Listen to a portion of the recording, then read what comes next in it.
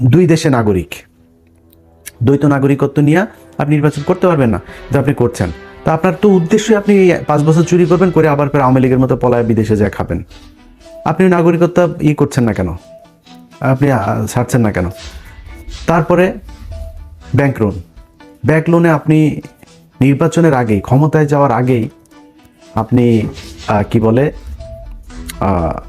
এটার কি বলে, ঋণ খেলাপি।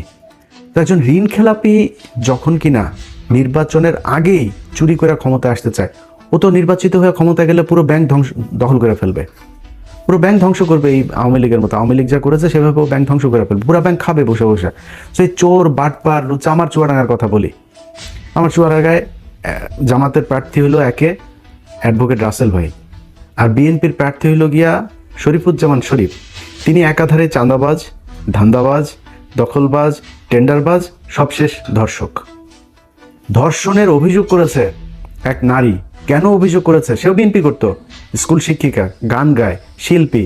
সেই নারীকে আপনার ধর্ষণ করার অভিযোগ করার কারণে তার স্বর্ণ চোরাচালান এই মামলায় ঢুকাই দিয়ে তারা জেলে রেখেছে, এখনো জেলে। এই সপ্তাহে হয়তো বা সে ভালো একটা সুসংবাদ পাইতে পারি, সে সম্ভবত বের হবে। তো এই ব্যক্তির যদি আপনি জামাতের রাসেল ভাইয়ের কাছে যদি আপনি শরীফ ধর্ষককে দাঁড় করান, তো মানুষ কাকে ভোট দিবে? সারা দেশে তো একই অবস্থা। এই যে মির্জা আব্বাস আর পাটোয়ারি তো কোনো রিক্সাওয়ালার কাছ থেকে চান্দা নেয় না, কোনো দোকান থেকে চান্দা নেয় না, ফুটপাত থেকে চান্দা নেয় না। চান্দা আব্বাসের কাজে চান্দা নেওয়া, সারা জীবন চান্দাবাজি করেছে, এখনো চান্দাবাজি করে। এই যে আপনি ওনারা অনেক সময় বলে বেড়ান যে জামাতের লোকজন হইল গিয়া কিচ্ছু করে না, জামাতের লোকজন কোনো কষ্ট করে নাই, জামাতের লুকিয়ে লুকিয়ে আরামে তারপরে আওয়ামী লীগ সেজে তারপরে রাজনীতি করেছে। জামাতের কয়জনের ফাঁসি হয়েছে, জামাতের কতজন জেলে গিয়েছে, জামাতের কতজন রিমান্ডে গিয়েছে, জামাতের কতজন গুম হয়েছে, কতজন অঙ্গ হারিয়েছে, এটা হিসাব করতে চাইলে হিসাব করেন, তাহলে বুঝবেন যে কাদের উপরে কত নির্যাতন হয়েছে। চান্দা আব্বাসের পুরো ঢাকা ব্যাংক আরামসে তার বেড়েছে, আরো বাড়তে থেকেছে। তারপরে আপনি এই যে মীর কাশেম আলী, তার ছেলে পর্যন্ত আপনার গুম হয়ে একদম কি অবস্থায় বের হয়েছে আপনারা দেখেছেন সেগুলো। তো এই অবস্থা, এটা হলো জামাত আর বিএনপির মধ্যে। আপনি ধরেন হাইপোথেটিক্যাল কথাবার্তা বাদ দেন, জামাত আর বিএনপির সাথে আমরা যে প্রতিদ্বন্দ্বিতা করব, কারণ একজন বিএনপির ভাইকে আমি বলবো যে মানে আমি কিন্তু চাই যে সব রাজনীতি, খালি বিএনপি একা না, আমি চাই আওয়ামী লীগও যদি বাংলাদেশে কোনোদিন রাজনীতি করে, জাতীয় পার্টির রাজনীতি, সব রাজনীতিবিদদেরই মানে ঠিক জায়গায় আসতে হবে। ভাই আপনি চোর বাটপার সে আগে ধান্দাবাজ এগুলো নিয়ে আমার যদি বলতে বলেন, মানে একটু সেফ জোনে থাকার জন্য বলি, নাহলে 100% বলে ফেলতাম। 99.9% আপনার চোর, জাস্ট চুরি করার জন্য এখানে রাজনীতি করতে আসে। একদম সব, বিএনপি বলেন, আওয়ামী লীগ বলেন, জাস্ট চুরি করার জন্য রাজনীতি করতে আসে। আর জামাতকে বলা হয়, জামাতও নাকি ওরা হচ্ছে চাঁদাবাজি করে, জামাতও নাকি চাঁদাবাজি করে। জামাত চাঁদাবাজি কেমনে করে? ওই যে ইয়ানত নেয়, এটাও বলে চাঁদা। তো ও ইয়ানত নেয়, ওর পকেটের টাকা দিয়ে ও সংগঠন করে, রাজনীতি করে। আর আপনি মানুষের টাকা নেওয়ার জন্য রাজনীতি করেন, মানুষের কাছ থেকে চাঁদা নেওয়ার জন্য রাজনীতি করেন। এগুলি বলে কি আপনি বুঝাইতে পারবেন? জামাতটা আপনি বলবেন 71-এর রাজাকার, এগুলি বলে কি আপনি আমার জামাতটা পেছনে? মানুষ কেন যেখানেই যায়, যেখানেই শুনেন জামাতকে, আমরা এবার জামাতকে ভোট দিব, জামাতকে ভোট দিব, হ্যাঁ, মানে এরা আবার বলে বট বাহিনী দিয়ে এগুলি করা হয়। তো ডাকসু নির্বাচনে কি হয়েছে? ছাত্র সংসদ নির্বাচনগুলো সব জায়গাতে কেন এই ভরাডি? সবশেষ যকসু নির্বাচনে সবাই মিলে, ওই যে বিকাশ, নুরু টুরু সব কটার দল মিলে এসে তারপরে শিবিরের বিরুদ্ধে লাগলো, তাও পারলো না। তো কেন হচ্ছে এরকম? এটা এমনি আপনার কি মনে হয় জাহাঙ্গীরনগর বিশ্ববিদ্যালয়, ঢাকা বিশ্ববিদ্যালয়, সব বিশ্ববিদ্যালয়গুলোতে সবাই শিবির করে, এখন সবাই জামাতে যোগ দিয়েছে? নো, কি করেছে? তাদের এই সাধারণ মানুষ যারা, সাধারণ ভোটার যারা, তারা দেখেছে যে ছাত্র দলের চরিত্র আর ছাত্র শিবিরের চরিত্র না, এটা তো আকাশ পাতাল পার্থক্য। আমরা তো যা শুনি সব মিথ্যা কথা। এটাকে বলা হয় এরা হইল গিয়া এলা এই 71-এ ওর মারে এটা করেছে, ওর বোনেরা এটা করেছে, খুঁজে পায় না। সারা বাংলাদেশে যে মেজর আখতারুজ্জামান, তিনি এদিন একটা কথা বলেছেন যে ভাই 71-এ জামাতে ইসলামের সংগঠনের সব মিলায় লোক ছিল না 300 জন, তারা 64 জেলায় একদম সংগঠন করে, এই যে রাজাকার বলা হয়, রাজাকার জিনিসটাই তো মানে বিকৃতভাবে উপস্থাপন করা হয়েছে। রাজাকার ছিল পাকিস্তানি বাহিনীরা, এই যে ব্রিজ কালভার্ট যেগুলো ভেঙে দিচ্ছিল মুক্তিযোদ্ধারা, এগুলো রক্ষণাবেক্ষণের জন্য তাদের ইউনিফর্ম ছিল চৌকিদারদের মতো। আপনি মেজর আক্তার নিজেও এই কথাটা বলেছে, এটা এর আগেও আমরা বিভিন্ন বইতেও পড়েছি, আপনি বিভিন্ন বিদেশি যেসব ডকুমেন্টারিগুলো ছিল তখনকার, সেগুলো তো গেলেও দেখবেন। এটা কোনো রাজনৈতিক দলেরই ছিল না, জামাতের কোনো সংগঠনই ছিল না তখন সেইভাবে, মানে জেলা ভিত্তিক। ঢাকা শহরে একটা ছোট্ট একটা ছিল, ওইটা নিয়ে তারা রাজনীতি করতো। তো এটাকে বানানো হয়েছে রাজাকার। তারা বিভিন্ন মানুষের হরিণ ধরে নিয়ে নাকি পাকিস্তানিদের দিয়ে কার মারে মারে করায়, তারপরে আকাম কোকাম করায় ওদের সজীব হজের জয় পয়দা হওয়া, এইগুলো বানানো হয়েছে। এগুলো তো ভাই মানুষ এখন বলে করা যাবে না। এখন করতে হবে কি, আপনাকে রাজনীতি করতে হলে ওর চাইতে বেটার কোনো রাজনীতি করতে হবে। জামাত ইসলাম এই একটা সংবাদ সম্মেলন করবে, ওদের একটা মিটিং হবে, ওদের দলের কাউন্সিল হবে, পদ দেয়ার নাম বলার পরে সে জানেও না কিসের লবিং টবিং, সে জানেও না কি হবে, সে কান্না করে, নামাজ পড়ে, সেজদা দেয়। কেউ কারোর পক্ষে কোনো বিপক্ষে বিদ্রোহী প্রার্থী কোনো কিছু নাই। এনসিপির পোলাপান, অখ্যাত পোলাপান, চেনে না কেউ এলাকায়। কেন্দ্র থেকে সিদ্ধান্ত হয়েছে তাকে লক্ষ্মীপুর 1 আসনে দেওয়া হবে। বিশাল প্রভাবশালী জামাত ইসলামের বিরাট মানে হেভিওয়েট প্রার্থী সরে গিয়েছে। এই যে মাহফুজের ভাইকে দিয়েছেন, ওই আসনের যে জামাতের প্রার্থী, উনি ভীষণ জনপ্রিয়, দাঁড়াইলেই পাশ করবে এরকম একজন প্রার্থী। দল বলেছে মাহফুজের ভাইকে দিতে হবে, সরে গিয়েছে, কোনো আপত্তি নেই। একটা জায়গায় আসন দেওয়ার পর 2 মিনিটের মধ্যে জামাতের প্রার্থী ফেসবুকে পোস্ট করেন, দলীয় সিদ্ধান্তকে স্বাগত জানিয়ে, শ্রদ্ধা জানিয়ে সরে যাচ্ছে। কেন? মানে কোনো জায়গায় চেয়ার নিয়ে লাথালাথি নাই, ধাক্কাধাক্কি নাই, কোথাও বক্তব্য দেওয়া নিয়ে ধাক্কাধাক্কি নাই। খালেদা জিয়ার খিচুড়িটা নিয়েও আপনারা কারাকারি করে মারামারি করলেন। প্রতিদিন এদের কামড়ি, সেই আওয়ামী লীগ যা করতো তাই হচ্ছে।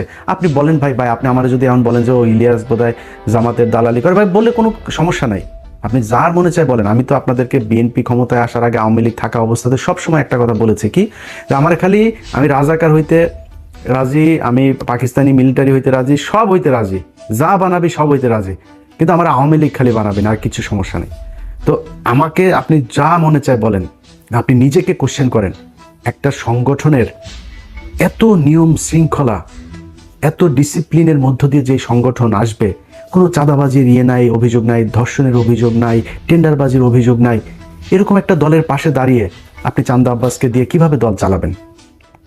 সো বেটার একটা পলিসি নিশ্চয়ই আপনাকে করতে হবে। কেমনে করবেন, কিভাবে করবেন, সেটা আপনারা জানেন। কিন্তু আমি মনে করি যে যদি নাকি আপনি মনে করেন বিএনপি ক্ষমতায় যদি আসেও তারপরেও বিএনপিকে ক্ষমতায় টিকে থাকতে হলে, পরবর্তী নির্বাচনে আবার ক্ষমতায় আসতে হলে, এখন অনেক চামচা অনেক তেলবাজেরা বিএনপিরই হয়েছে, যারা গত 6 বছরে যারা তারেক রহমানকে চেনেই না, তারেক রহমান লন্ডনের কি এরকমও বসে বসে টকশো করেছে, সেসব লোকজনও এখন নিজেদেরকে স্বঘোষিত বিএনপির দালাল হিসেবে পরিচিত করার সুযোগ। এত ইজ্জত বেচতে পারবো না ভাই, এত নিচে নামতে পারবো না। আল্লাহর রহমতে আল্লাহ না খাওয়ায় রাখেন না, আল্লাহ গরিবও বানায় নাই। আল্লাহর রহমতে যতটুকু খাওয়ার দরকার হয়, আল্লাহ যতটুকু পড়ার দরকার হয়, যতটুকু নিজের চাহিদা আছে, আল্লাহর রহমতে করার মতো শক্তি আল্লাহ দিয়েছেন। আল্লাহ যেন এই জায়গায় রাখে, কারোর কাছে যেন চান্দাবাজি ধান্দাবাজি হাত না পাতায়, তাইলেই হবে, আর কোনো কিছু দরকার নেই। কিন্তু যে পরিমাণে নেকেট হইয়া মানুষের গালাগালি শুনে তারপরে দলের দালালি করে, নিকৃষ্টতম একটা কাজ। তারা যে গরিব মানুষ তা না, কিন্তু তারপরে মানুষ যা বলে বলুক, আমার একটু সুবিধা পাইতেই হবে, জোর করে তারেক রহমানের প্রশংসা করে তারপরে তার বিএনপির দালাল সাজতে হবে। এখন এইসব লোকজনের কাছে যদি আপনি আবার বিএনপির ব্যাপারে শুনেন, অনেক সুন্দর সুন্দর কথা, যারা 6 বছর বিএনপির ব্যাপারে বহু নেগেটিভ কথা বলেছেন, আমরা আগেও যেভাবে বলেছি এখনও সেভাবেই বলছি, ভবিষ্যতেও। যেহেতু বিএনপির একটা বিশাল শ্রেণী ভারত বিরোধী মানুষ আছে এখানে সবাই চান্দা আব্বাস না, এখানে সবাই শরীফুজ্জামান শরীফ না, এখানে অনেক ভালো মানুষ আছে। সো বিএনপির সবচেয়ে বড় কথা হলো জিয়া পরিবার, তারা ভারত বিরোধী, এটা পরীক্ষিত, ইতিহাস এটার সার্টিফিকেট দিয়েছে। আমি তার বিরুদ্ধে কেন যাব? আমার তার বিরুদ্ধে বলতে হবে কিসের জন্য? এটার যদি নাকি গঠনমূলক সমালোচনা করে তাদের যা ঠিক করা দরকার সেটা ঠিক করতে হবে। এটা যদি ঠিক না করেন তাহলে ভবিষ্যৎ অন্ধকার। আপনি যত কথাই বলেন, এখন এই যে অনেক ডিসি, এসপি, সচিব, অনেক পুলিশের ওসি অনেকে কিন্তু বিএনপি সাজার চেষ্টা করতেছেন। কিন্তু আপনাদেরকে একটা জিনিস বলে রাখি, সামনের হিসাব নিকাশ কিন্তু, সব কথা সোশ্যাল মিডিয়াতে বলা যাবে না, কিন্তু সামনের হিসাব নিকাশ কিন্তু অত ইজি না। শুধু একটু ক্লু দেওয়া যায় আপনাদেরকে। এই যে এনসিপি জামাত ইসলামে যোগ দিল না, এটা খুব সহজভাবে নিয়েন না। এই যে সরকার এখন হ্যাঁ ভোটের পক্ষে ক্যাম্পেইন করছে, খুব সহজভাবে নিয়েন না। এই যে রিসেন্টলি দেখবেন সেনাবাহিনী আপনার সন্ত্রাসী ধরপাকড় শুরু করেছে না, যাদেরকে দিয়ে মারামারি করবেন, শয়তানি করবেন, মানুষের ভয়ভীতি দেখায় ভোট নেবেন, নির্বাচন আসতে আসতে কিন্তু এই ধরনের লোকজন পুরো শূন্য হয়ে যাবে। যেসব ডিসি, এসপি, ওসিরা বাড়তি দালালি করে তারপরে মনে করছেন কোনো একটা দল ক্ষমতায় আসবে, মনে করেন হাইপোথেটিক্যালি ক্ষমতায় আসলো, এই যে আমি কোনো দলের নাম বলছি না, যে কোনো একটা দল আসলো, আর সেই দলের দালালি আপনি করছেন, মনে করেন সেই দলটা 5 বছর পরে যাবে না ক্ষমতা থেকে? আপনাদের যাদেরকে মাফ করে দেওয়া হয়েছিল 5 তারিখে, তাদেরকে কিন্তু মাফ করবে না এর পরের বার। সো খুব হিসাব করে আপনি আপনার দায়িত্ব পালন করবেন, বাড়তি সুযোগ সুবিধা দেওয়ার চেষ্টা করেন না।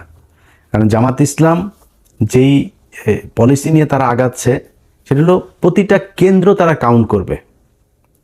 এবারের আগে থেকে বলে রাখি, এবারের নির্বাচনের ফলাফল ঘোষণা হইতে পারে 3 দিন লাগতে পারে, কমপক্ষে 3 দিনও লাগতে পারে এবারের নির্বাচনের ফলাফল। কেন লাগতে পারে?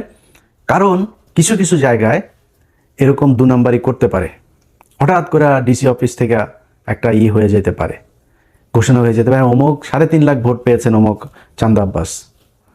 এখন চান্দা আব্বাস যে 3.5 লাখ ভোট পেয়েছে, এখন পাটোয়ারির ভোটগুলি তো জামাতের লোকজন তো প্রতিটা কেন্দ্রের ভোট তারা কাউন্ট করেছে, কেন্দ্র থেকে ফলাফল নিয়েছে, ঘোষণা দিয়েছে ওখানে যিনি আছেন প্রিজাইডিং অফিসার। তো তিনি যে বললেন এই কেন্দ্রে ভোট হয়েছে হলো, ধরেন সারা ওই ঢাকা 8 আসনে মনে করেন ভোটার হইলো 2 লাখ। এখন কেন্দ্র প্রতি কেন্দ্র হিসাব করে দেখা গেল পাটোয়ারি ভোট পেয়েছে 1.5 লাখ, চান্দা আব্বাস পেয়েছে 50,000।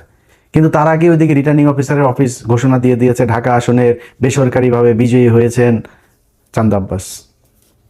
এখন প্রতি কেন্দ্রের ভোটে ক্যালকুলেটর করে দেখা গেল যে ভোট বেশি পেয়েছে তখন কই যাবেন? সো এরকম 2-1 জায়গায় ঘটতে পারে, আর বেশিরভাগ জায়গাতেই এরকম করা যাবে না। খুব সুষ্ঠু একটা ভোট হবে, এটা মাথায় রেখে তারপরে নির্বাচনে কাজ করতে হবে। যাদের এই যে ঋণ খেলাপি টেলাপি যারা করে এখন নির্বাচন, এই যে হাসনাতের এইখানে ব্যাংকের কর্মকর্তাকে জোর করে আদালতে নিয়ে এখন বলানো হচ্ছে যে তার সাথে আমাদের মীমাংসা হয়ে গিয়েছে। যে ব্যক্তি এটা করছে সে ক্ষমতায় গিয়ে পুরো ব্যাংক খেয়ে ফেলবে। আমি তারা কেন বলতে, এই লোকটার গতকালকে একটা ভিডিও দেখলাম, সাংবাদিক ছবি তুলছে, প্রচন্ড খারাপ ব্যবহার করে সেই লোকটার সাথে করছে। এ নাকি মানে উদয় মানুষজনের ধরে চর থাপ্পড় মারে, রিক্সাওয়ালা এদেরকে গাড়ি থেকে বের হয়ে যায়, রিক্সাওয়ালা ধরে থাপড়ে, মানে খুবই মানে বেয়াদব টাইপের লোক। তো এই ধরনের একটা লোক আপনার এলাকার এমপি হবে, এটা মানুষ মানবে যখন আপনার হাতে অপশন আছে। আগের হিসাব বাদ, আওয়ামী লীগের সোর্স ছিল, আপনি একটা বদমাশ ছিলেন, এটা অন্য জিনিস। এখন তো নিজেদের পকেটের টাকা খরচ করে ডিসিপ্লিন একটা দল আপনার অপোজিশনে। সো সেই সাধারণ মানুষগুলো যারা সুইং ভোটার, সেই সুইং ভোটারগুলোর সিদ্ধান্ত কোন দিকে যাবে, সারা জীবন কিন্তু এই সুইং ভোটারদের ভোটের মাধ্যমে এই দেশের রাজা নির্বাচিত হয়েছে, পরাজিত হয়েছে। সো এইবারও সেটাই হবে আমি আশা করি। এবং সেই সুইং ভোটাররা কোন দিকে ভোট দিবে সেটা আমার মনে হয় বিশ্ববিদ্যালয়ের ছাত্র সংসদ নির্বাচনগুলোতে কিছুটা দেখিয়ে দিয়েছে। আমরা বিএনপি এবং জামাত, তাদের মধ্যে সে আওয়ামী লীগ বিএনপির মতো অবস্থা, আওয়ামী লীগ জামাতের মতো অবস্থা কখনো ফিরে আসুক আমরা চাই না। একটা দল নির্বাচনে জিতে আসবে, যারা এক্সট্রিম কথাবার্তা বলে তারপরে এই 2 দলের ভেতরে গ্যাঞ্জাম বাজাইতে চান, আপনার সোশ্যাল মিডিয়াতে কমেন্ট করে ভুয়া ফেক আইডি টাইডি খুলে তারপরে 2 দলের ভেতরে ডিজিএফআই কিছু আছে, আওয়ামী লীগের কিছু আছে, ইন্ডিয়ান কিছু আছে, এরা এগুলো করতে চায়। আমি সেই রাস্তায় কখনোই হাঁটবো না। বিএনপি এবং জামাত, এই দেশে 2টা রাজনৈতিক দল থাকতে হবে। সো 2টা রাজনৈতিক দল যেহেতু থাকতে হবে, আমি মনে করি বিএনপি এবং জামাত এই 2টা আমার বেস্ট চয়েস।